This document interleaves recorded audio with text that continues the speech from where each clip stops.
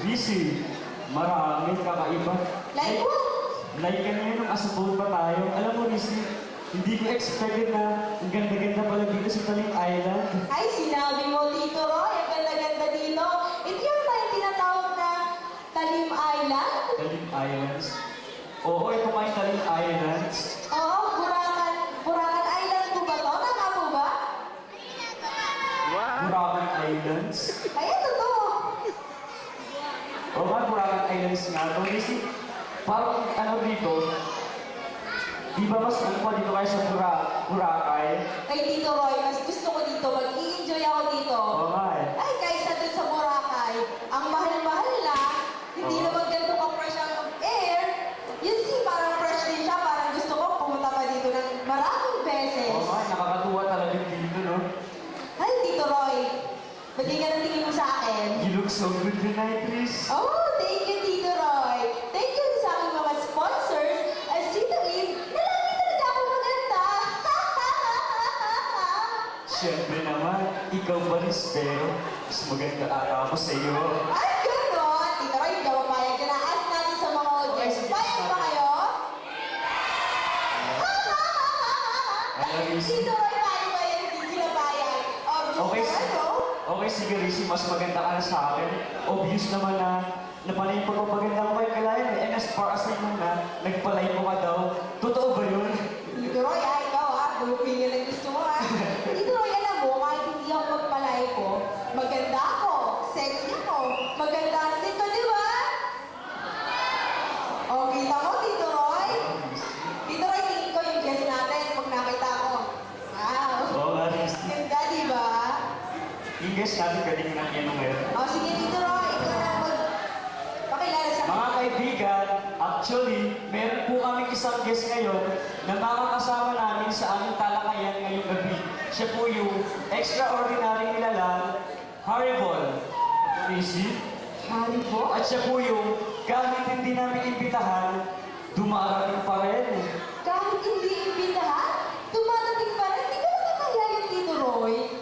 Oo nga, Lizzy. Di ba gate crusher yun? Oo nga, di ba gate crusher yun? Pero ito pong aming guest ngayon, siya po ata yung hindi marunong mahiya, Lizzy. Mabuti pa, ikaw na mag-introduce sa kanya. Okay, Tito Roy, kung ayaw mo, ako na lang mag-introduce sa kanya. Okay. Mga Okay. kaibigan, yung pong ating guest ngayon, ay yung ayaw na ayaw yung makikita,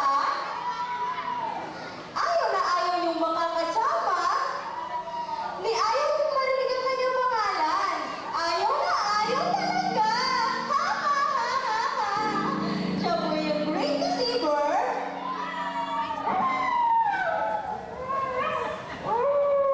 Liar! And murderer! Ano ba ito mga kaibigan? Wala pong iba, kundi si Mr. Lucifer Tevilla!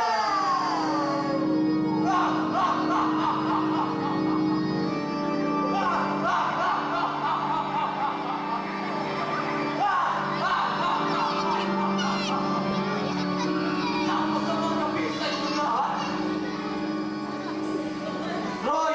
Liz! Salamat ang inimbita niyo ko dito sa inyong malaganap na programa. It's my privilege! Have a seat, Mr. Tevilla. Rizzy, nakakatakot naman ang guest natin ngayong gabi. Oo nga, Tito. At saka, pansin ko lang, walang ka-gentle-gentleman tong guest natin ngayon. Di man lang ako pinagkaroon ng bangko. Oh my gosh! O sige, Tito Roy, ikaw na kumausap sa kanya dahil total, parang di ayaw ko nga siyang lapitan eh.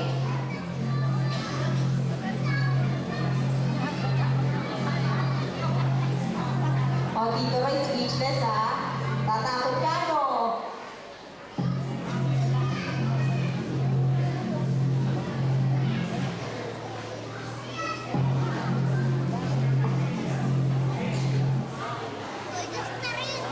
Hindi namin na-expect yan. At ano, eto!